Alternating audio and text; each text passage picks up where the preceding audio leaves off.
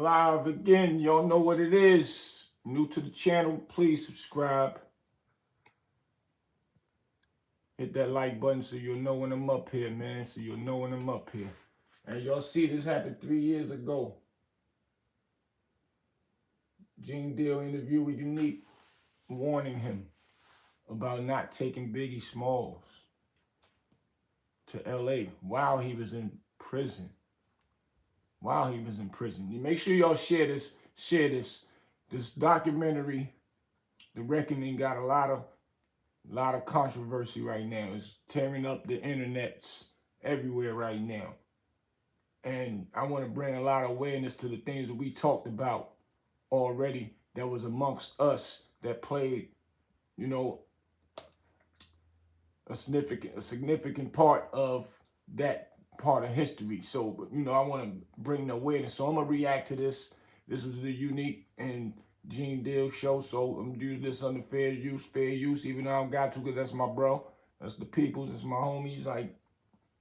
But I want to bring that awareness of what's going on, because a lot of people, I didn't see the documentary, man. So please make sure y'all hit that like button, hit that subscribe, hit that notification so you'll know when I'm up in here. And yes, please share, please share. But we want to bring the awareness to how Unique tried to stop what happened with Biggs being unalive before it even happened. And they saying inside of the documentary is things that'll make you wonder, why did Puff still take Biggie over there, even though it was a beef with, East Coast, West Coast thing was going on. Tupac was mad at them. So that's some sort of the beef. But not only that, Tupac got unalive. They didn't know who did it. And just, it was up in the air. So around that time, it wasn't the appropriate time to be maneuvering to LA. But I don't know. I guess in Puff's mind, he wanted to show the world they didn't have nothing to do with it. So that's why they're going to go over there and mingle with the people and show their love to their fans over there. Then they saying that it was allegedly Puff lured Big over there. All of this is going in the documentary, but I'm putting y'all up on some history, which this was done 3 years ago. But when Unique Mecca Audio warned Gene, because he heard what he heard in jail, I'm going to let y'all hear it from Gene and Unique mouth, the conversation they had. So what happened was, when Unique came home from prison, I seen him doing his podcast, and his numbers they was all right, but that's how it happens when you first start a podcast. But he stayed consistent with it, and I noticed he was consistent with it. And I told him, yo, bro, I just did Queen's Flip. I'm almost at 500,000 views up there. I'm gonna call him and have him put you on, and you tell your story. You got an interesting story. So he was like, all right, cool. So I made the calls, the proper channels, hit Queen's Flip up, and he was like, oh yeah, bring him. I need his interview. I heard about him. And me, I'm not knowing what was going to be said up there, or what Unique said, was going to, the story he was going to give him. I didn't even know nothing about. He called Gene and warned Gene about Biggie. He never even really talked about that with me. And I've been through a lot of the trenches with my brother Unique on the growing up side of things. But just so happened, this part of the story kind of broke the internet, and it also let people know, when Gene was telling his stories on the internet about how he tried to save Big's life and he got a call from his homeboy, people thought that Gene was just talking to be talking. Thought Gene was telling lies. Unique was locked up at this point in time until he got his pardon, or whatever he did to make moves to get out of jail. He came home, and I took him to Queen's Flip, and me and him was sitting on that Queen's Flip panel, and we kind of broke the internet with that Queen's Flip interview, and a lot of people was hearing. So y'all getting ready to check it out right here. Y'all get to check it out. kinds of hits on my phone. Mr. Mecca audio is on Queen's Flip Show. And he says, I tried to save Biggie life that week. Hold on, let me give it to y'all from the beginning. Hold up.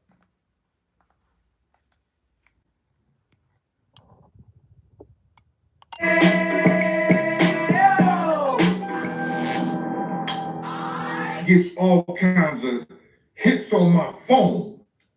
Mr. Mecca audio is on Queen's Flip Show. And he says, I tried to save Biggie life that week. He tells the whole spiel where he gets into it with some niggas from California. And he about to get another life sentence. He about to get another life sentence in a super max. He telling that story. I'm looking at this and stuff like that. And then he said, I called Big G. So what happened was Unique gets into it with a dude from Cali, but he really didn't get into it. Y'all gotta go check out the Queen's Flip joint with Unique Mecca Audio. Y'all gotta go over there and check it out. And he was telling the story of how, you know, the Cali dude tried to stun on him and all that. And he looked at the dude, was like, yo, what this all about? What this gonna be? East Coast versus West Coast right here in jail? We inside. We ain't got nothing to do with what's going on out there. And the dude told him, nah, I respect you. I respect what you just said. And I'm just giving it to y'all quick. Y'all gotta go to Queen's Flip and hear how Unique broke it down. And the dude, I pulled his quote. I don't know if it was the next day or whatever, but he told him, he said, yo, bro, if you got any kind of way to get up with the people, anybody that know Biggie Smalls, man, tell him don't go out to Cali, because if you go out to Cali, allegedly it's supposed to be a hit on him. And when Unique got this information, he immediately hit Gene up. I'm gonna let them tell you the story. Gene Deal plus bodyguard. Because I know he's honorable and he gonna get the information to them. I said, man, my Heavy, all these niggas say, Gene, Unique. They said the barber shops was lit up. Going viral. He said everybody was talking and all this shit like that. He said, that nigga wasn't lying. That nigga wasn't lying. I'm gonna take y'all back and I'm gonna give the floor to Unique. I was in California already. I get a call from Don Farrell. Remember Don, Unique? Come on, go ahead, kick it. Yeah, I get a call from Don Farrell. Don Farrell, I see her number. I picks up the phone, and the phone said, "This Big Gene?" I said, "Yeah, this Big Gene. Who this?" He said, "This Unique. Vest up." Click. So I guess the Supermax found out it was a three-way call. And I know you probably got in trouble for that shit. I stayed in trouble. Trouble is my middle name. I ain't care about no trouble. Ron Boggs, what up, boy? Ron Boggs said definitely hit Gene up. Shout out to our guys. Salutes. Big Boosie, salute to you too, bro. Definitely. My nigga, I'm trying to save the peoples, man. Yeah. I know you got in trouble because if you had a three-way call on a federal penitentiary call, all your shit, this nigga just risked everything. He risked calling his babies. Y'all don't see the magnitude of what he did when he was trying to save Big's life. He risked calling his babies. He risked calling his dudes on the street to make sure that whatever was happening was still happening, because in his heart and his life and his soul, he's still trying to get out of jail. He might be acting a fool and doing what he got to do because he manning the fuck up while he's there. But to call the notorious, to call to try to save the notorious Big's life, he risked everything that he's got available to him, and he's in a super max penitentiary. You need to tell people how real is that. And this the stuff I be telling people. about history, about me and my niggas in them trenches making real moves, but doing real solid things. He didn't have to break his neck and risk his life to call and try and give that information that he heard. He could have been, said, man, I ain't getting involved with that, man. I call on that phone, I'll be put in lockdown. Nobody ain't gonna care about me being in lockdown. But he still did it to save a brother's life. At least he tried to. He don't get no realer than that. And that's one of the reasons why Unique get the success that he get. Because he always been a good dude. Even if he was out there selling poison in the street. He don't take glory to none of that.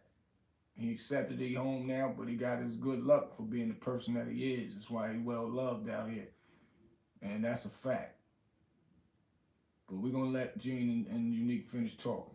Feeling what you was doing and why you did it. And I ain't gonna take much of your time, bro. I really appreciate you coming on here. And like I said, you know what I'm saying, I appreciate that you want to do it on my show on the day Big died. You feel me, brother?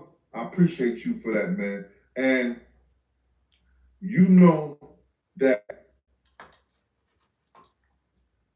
I've always been a gentleman and tried to, just respect who you was and what you did in the streets.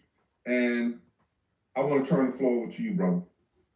Yeah, you know this. I mean, when you're in prison, man, everybody's there. All the kings from all over the country. So you think you the biggest, there's somebody bigger.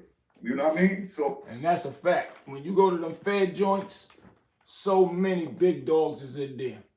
You could think you sold 40, 50 birds a day and, like Unique did or whatever, but it's plenty big dogs in there. That's small change to them, which that ain't nothing small change. That's big boy movement.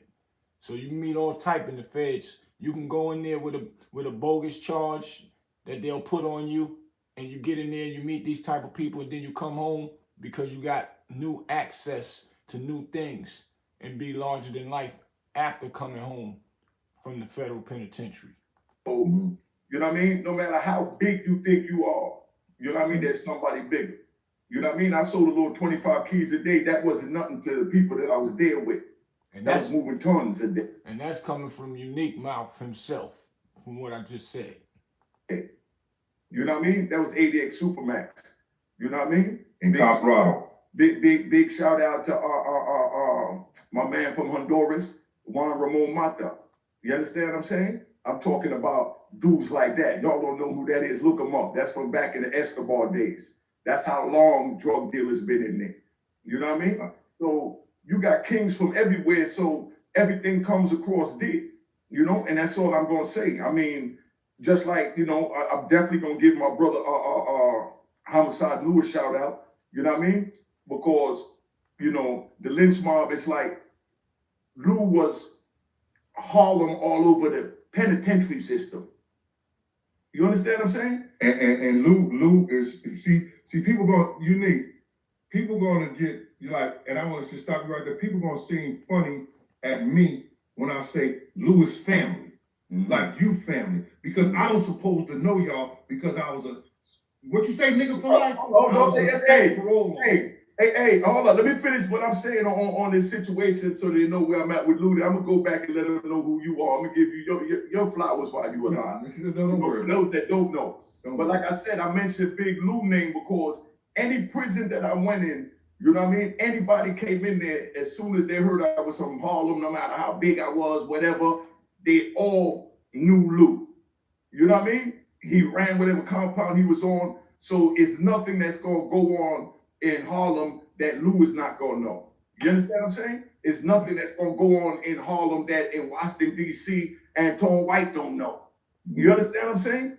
I mean, everything stays. The walls didn't stop information. That's all I'm going to say. But, that's why I say that, because every jail had a big homie that was like, I'm on the compound, I'll be the big homie because I'm Unique from Harlem. But I'm saying Lou was the big homie for all the prisons. You understand what I'm saying? Like how the Black Hand, when it come down for Harlem, Right. Everybody knew that Lou was the man. I want to give him his props right there so y'all understand and know the magnitude of when a man got that much power, there's nothing they don't know. You understand what I'm saying? And, you know, but, you know, it is what it is. And these are one of the things I'm always highlight my bro, man. Unique, look how he giving it up to Lou Sims. And him and Lou Sims is tight, so he always going to spread love to him. But when you're on these platforms, you can really speak about whatever you came up there to speak about. But he always spread love to guys that he rock with. That's why y'all will see me on the Vlad shows with him, the Cam Capone shows with him. All these shows, he makes sure that he bring me with him. Because when, like I said, once I seen what he was doing, I knew what was going to elevate him because he was consistent with what he was doing, and his story is humongously big, and it needed to be on a bigger platform. So that's why I made sure I took him to this Queen's Flip. And when I took him to this Queen's Flip, he never looked back. His platform went humongously big. That's why now he's at 100 and something thousand views, because me and him teamworked that movement. We teamworked it, and we still teamwork it to this day. And because he's a good dude, when you're a good dude, these are the things that God give you. We don't give it, God give it to us. That's what we always gonna definitely abide by. G-O-D, period. So he always makes sure he acknowledge me, and he don't forget where he come from. And like I said, he always makes sure he put his people in. If you his people, he gonna make sure he shouts you out even if you ain't there. That's what I know. So that's why he giving it up to Lou Sims. If y'all don't know who Lou Sims is, that's who he's talking about right now. He's talking about Lou Sims from Harlem. Let's go. But as far as your ass go, you know what I mean? Because I ain't gonna be on here long. I gotta plug my joint in. As far as my joint, your joint go, I mean, we had 112th Street with Slick and the Family. Big shout out to everybody over there. Rambo, you already know what time it is. You know what I mean? Sasquatch, you know what I'm saying? Hannibal, you know what I mean? Or honorable men over there. A.D., Jerome. I mean, come on. I mean, so many names. Jim, you know, name the names. Name the names. Let me get this plug real quick. All right? This don't plug out. Tell them who was on 112th Street till I get back. Then I'm going to let them know what I'm talking about with 112th Street. You know, that's where the world famous Fritz that everybody be talking about from. Right. You know what I mean? So tell them about that. Let me get this plug before this joint cut out, because I don't know if I can get back in. All right? 30 seconds.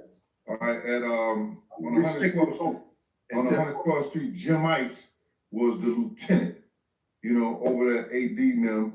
And Jim was my man. And when Jim came home after doing 30 years, because I was about to go get Jim. I was going to go to Jim, and Jim Ice is a well-known figure out of 112th Street. Good dude. But thorough dude. Hold it down. For y'all who don't know, he's definitely a legendary Harlem dude. Move real strategically.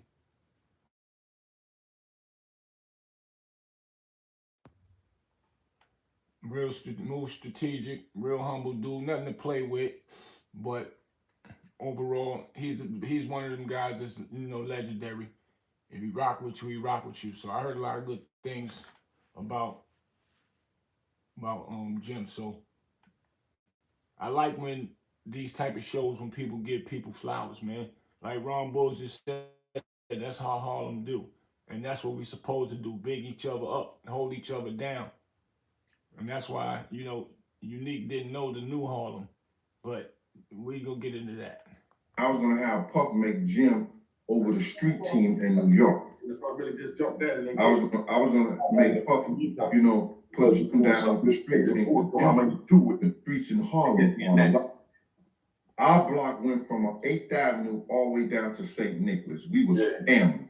We gave the biggest block parties. AD and Jerome. But don't tell me no negative shit. I got you. Yo, Unique, we still hear you on there. We still hear you. Okay. We don't see. And see, you know, Gene was basically saying how he was getting ready to put homie in position. So, you know, that's what Harlem dudes do. Put people in position. He's gonna put Jim in position. That's a beautiful thing, man. Like Ron Book said, he said facts. SIP Fritz, gone but not forgotten. Forgotten 112, pound 112, no fear. And Jim was definitely one of the guys that ran with Fritz that y'all all hear out here, the legendary Fritz. So y'all can imagine who Gene is talking about right now and giving flowers to Jim right now. And now y'all see why. And there's nothing to condone selling drugs, hustling, and all that. It's just about the character of the person is what Gene is talking about. And I'm giving this lesson so, you know, people make sure y'all share this, because a lot of the young cats, y'all need to hear this, and this is how y'all supposed to stick together with each other. Period. Harlem, we gotta bring that back. For real. We not no followers, we trendsetters, man. And we gotta make sure we hold our own people down and don't be doing sucker moves and don't want to outshine each other or none of that. It might be a friendly competition thing. Yeah, I got these new sneakers or I got this new car. Make your man inspired to go and get one and work hard to get it. Don't do no sucker stuff to your friends to get it. And when you get money, don't be a sucker to your friends. Spread the love. Spread the insight on how to get this money and all that. So, yeah, let's go. We still hear you. There you go. Go ahead, Unique. Mm-hmm. So, you know, that's where we at, man. I mean, everybody work together.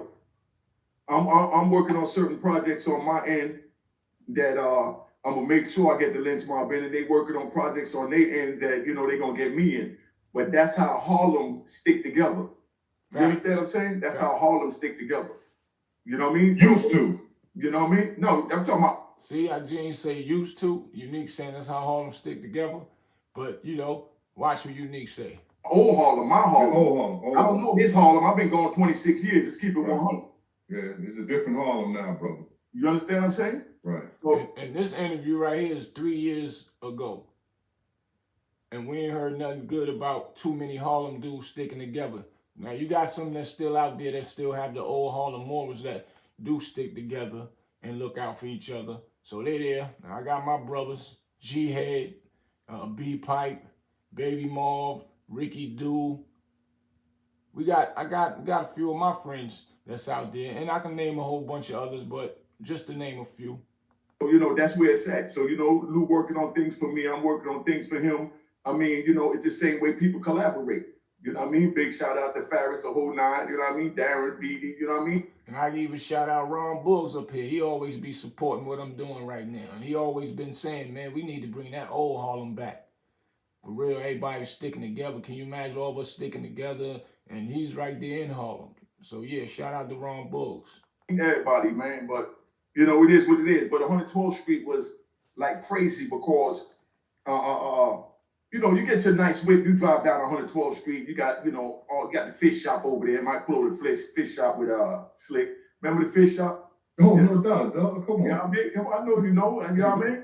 But, you know, we got that joint over there. I didn't plug it in. We got the fish shop over there. So then we pulled out a block to St. Nick, and that's where everybody out at. I mean, it's a party out there. A straight all day, every day. You know what I mean? And you know, that's just what it is, man. But Gene was right there, man. It was Slick and the family was Slick and Gene. You know, Gene did his thing. Everybody knew he was a parole officer, carried a big ass 357 on his hip, did what he did. You know what I mean? But he stayed in his lane. You understand what I'm saying? He stayed in his lane. You know what I mean? Because you know your parole officer come run up in your house. So you know, to see your parole officer on the block, you ain't gonna see that now. You know what I mean? Ain't no European coming on our blocks. But to see Big Gene out there, the parole officer, and you know, he played fair, so niggas loved him. He did a job and he made sure everybody was comfortable and got what they needed to get their lives back together. You know what I mean? And you know, that was the purpose. It wasn't about putting his foot on his neck like the Europeans do us. You understand what I'm saying? So I mean, look at that aspect. You understand what I'm saying? I mean, you know, we had a good guy in there looking out for us. You know what I mean? That's what he was. So when he came... And that's what I always tell people. All cops is not bad cops, man. That's a fact. Only thing bad about it is, out of 100%, we probably got 95% that is bullcrap police, and 5% of good police, good POs and all that. But overall, you know, it's just how we have to deal with them. And that's it. Everybody now want to call somebody a rat, this, that. It ain't nothing but a job. That's it. It's nothing but a job. But listen to the Unique. We're gonna go there. Him on the block, we looked out for him. You understand what I'm saying? And that was family. You know, he could come up to 151st Street, 155th Street with me and chill out all day. You know what I mean? Ain't got to watch his back, ain't got to even think about touching his mag. You know what I mean? But that's what family is. But see, it's just crazy that I just came home, and since I've been home, it's like I'm seeing that everybody's trying to twist the narrative. You know what I mean? To belittle and tear down the men. You understand what I'm saying? They didn't do that to Zeus. They didn't do it to Abraham Lincoln. You understand what I'm saying? They didn't do it to John F. Kennedy. They didn't do it to Reagan. They didn't do it to Bush. But we do it to each other. Always. You know what I mean? And, you know, in 20, 30 years, you know, our history may be distorted so much that our babies don't even know. Right. You know what I mean? Because remember, I'm coming back 3 generations later, so it's like I was frozen and brought back over here. You understand what I'm saying? So for me to come out here and see the way things is going and just hear people talk about how they feel about certain things is like, you know, it's like the Twilight Zone to me, just keeping it 100. You know what I mean? It's like the Twilight Zone to me, but, you know. And I want y'all to go and check this interview out, man. Gene Deal interview, Unique Mecca Audio, about warning about Biggie. And y'all see it was 3 years ago. Y'all could go up there and check it out. I think it's on Gene Deal page and it's on Unique's page as well. But y'all go check that out. I just wanted to give a few history lessons of how my bro tried to save Biggie Small's life, and Gene Deal tried to actually stop Puff from going over there or taking Big over there. And Puff did not want to, he didn't want to act on what information that he got from Gene Deal, as if it wasn't real serious information that was said. So that's what's leaving people skeptical of Puff allegedly having something to do with Big being unalive. That's what's going on in that documentary, the new one that's out on Netflix, is from what I'm hearing. So those are a lot of twists and turns of what's going on when you got it right here from these two men right here.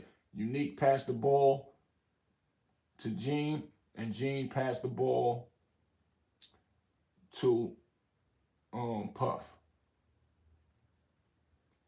And they end up going over there, and just what Unique said to Gene and just what Gene said to Puff end up happening to Biggie. Sad. R.P. to Biggie and his moms. It's crazy. But stuff like that could have been avoided, man. For real. And I wanted y'all to hear this lesson of loyalty and sticking together that they got going on this in this conversation right here. But y'all can go up there and check the whole joint out on Unique page and or Gene page. And Gene speak about on a few other platforms how Unique called him and warned him about not going over there.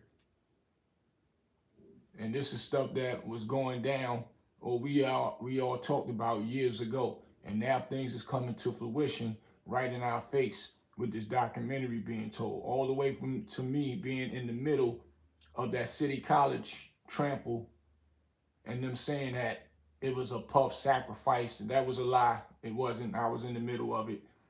So that's a fact. Ron Book said Puff told Gene he ain't have to go to the party. In other words, Puff ain't want to hear what Gene was saying. Facts. That's what Gene spoke about. Facts. All day long, bro. And it's sad when we sit and listen to it and even think about this stuff. But now it's breaking the internet with this documentary, man. Facts. You was there too at the City College. That's a fact. I just did a live on that one, Bugs. You must have been busy.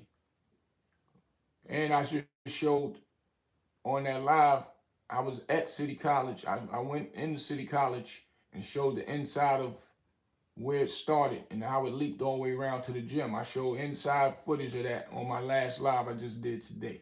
So that's up there But that's a fact. They said tickets was oversold. It's impossible that they was oversold. Well, it ain't impossible that they was oversold, but it was impossible. They're trying to say the tickets sales was oversold, and that's why there was so many people in there. No, that has nothing to do with a crowd pushing inside of that building. They was pushing to get inside. The people didn't even make it inside for the trampling to happen. It happened on the steps, so that automatically, even if I didn't tell you the story, it would basically break it down to you. There was no order at the door. The police left from in front of the door and let people stay trampling and push people and squoze them inside of that door. And they had to open that other door, and that's where the whole full control got lost at. And it leaped around to those steps on it going into the gym. And that's a fact. So yeah, man, y'all check it out. Boosie, I'll be back. I'm about to check, a few things out, surf this internet, and I'm gonna keep bringing y'all these nice updates on how we was speaking and or in the middle of all these things that was going on around this Puff era on his come up days. But I'm gonna have to go and check the documentary out myself so I can speak about it fluently like everybody else did. So I'm gonna go ahead and check it out, see what it is, and then we'll touch bases, man. Y'all hit that subscribe button if you're new up here. Hit the notification so you will know when I'm up here. And please, everybody, hit that like button before y'all leave off of here. If you're coming in brand new, please hit that like button. And please share this. Share this. Y'all need to go and check the rest of this out, because it's speaking about loyalty throughout the rest of this actual podcast after speaking about unique warning Gene about don't take Biggie to LA, man. So your boy Big Boosie, I'm signing out, but I'll see y'all in a few minutes. I'll be back.